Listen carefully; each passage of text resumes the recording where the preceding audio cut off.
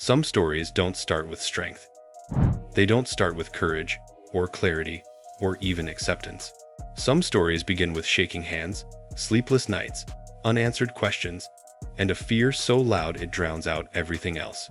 This is one of those stories, a story about someone who never wanted to be called a survivor, never felt ready to be brave, and never imagined they would face a fight they didn't sign up for.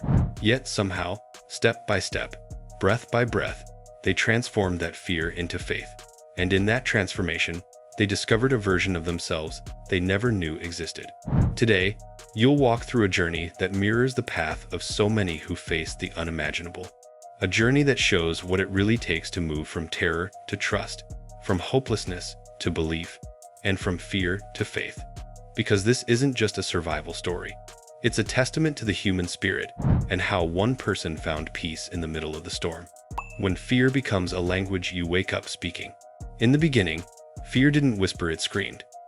It filled the quiet corners of morning, it sat heavily on their chest at night, and it became the background noise of every thought. The diagnosis came suddenly, almost violently, shattering the illusion of normal life in a matter of seconds. Before that moment, they were someone who worried about work deadlines, weekend plans, and minor inconveniences. But after that moment, all those little worries seemed laughable. Now the questions were bigger, heavier, and more merciless. What happens next? Am I strong enough for this? Will I survive? How do I tell the people I love? Fear became a daily companion. It lived in their breath, their heartbeat, their silence.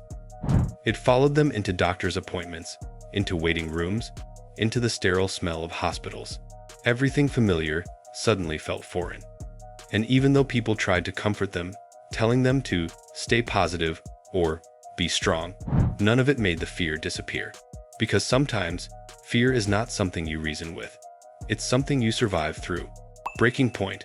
When the mind begs for escape. There came a moment when everything became too much.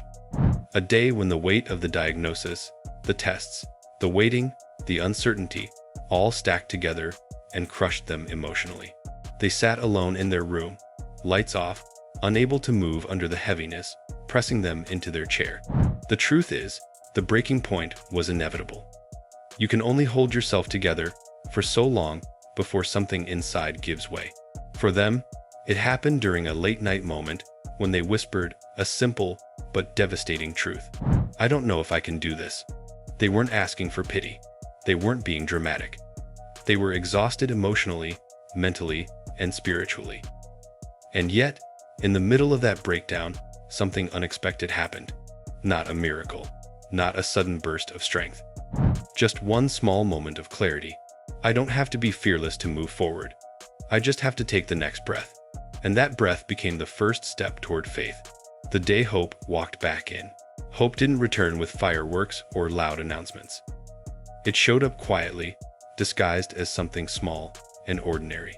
Maybe it was a conversation with a nurse who spoke gently and didn't rush. Maybe it was a message from a friend who said exactly the right words without even realizing it. Maybe it was waking up one morning feeling 1% stronger than the day before. Or maybe it was simply the realization that the human heart is capable of rebuilding itself even after it feels completely shattered. Hope didn't erase the fear, but it softened it. It didn't promise certainty, but it gave permission to believe that something good could still happen. It became a tiny light in a very long tunnel. And even though that light flickered some days, it never fully disappeared.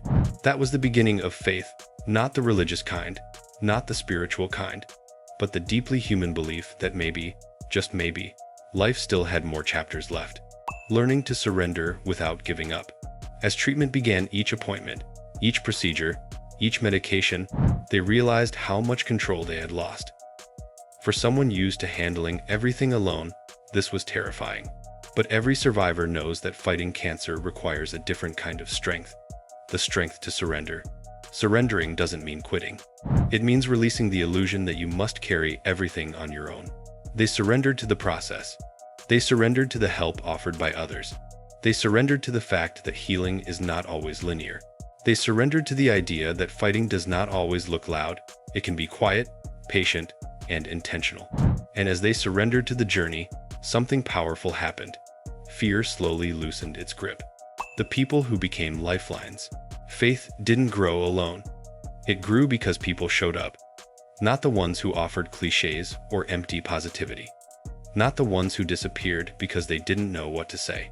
But the ones who lifted the weight even when they were scared too. There were the friends who called just to listen.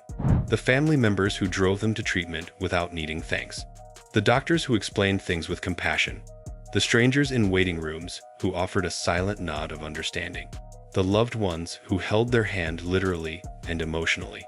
These people didn't erase the fear, but they softened it, reshaped it, diluted it. They made the journey feel less lonely. And in the quiet presence of these people, they discovered the early stages of faith. Trust in something bigger than themselves. When strength starts to look different. Before cancer, strength meant independence, productivity, busyness, and constant forward motion. But during cancer, strength looked completely different. Strength became waking up and showing up even when dread filled the morning. Taking a sip of water after hours of nausea. Letting someone help when pride said not to. Finding a small reason to smile on a terrible day. Forgiving your own body when you felt betrayed by it. Choosing to rest without guilt. Allowing yourself to feel everything: fear, sadness, hope, anger, without shutting down. Slowly, they realized, strength isn't loud. Strength isn't glamorous. Strength isn't perfect. Sometimes strength is simply choosing to live another day, even when everything inside you is tired. The turning point. When fear loses its power. There came a turning point, not a single moment, but a collection of moments that changed everything. It didn't erase the fear, but it took away its dominance. It happened the day they looked in the mirror and saw someone different. Not weaker, not broken, but transformed. This person, staring back, had endured tests, injections, treatments, scars, exhaustion, and nights spent questioning everything. But they were still here, still breathing, still fighting, still hoping. They didn't feel fearless, but they felt rooted, grounded, centered. Faith had quietly replaced fear, not in a loud, dramatic way, but in a steady, unshakable way that said, I don't know what tomorrow holds, but I know I can face it. The quiet power of trusting the process. Faith is not the absence of fear. Faith is walking forward, even with fear beside you.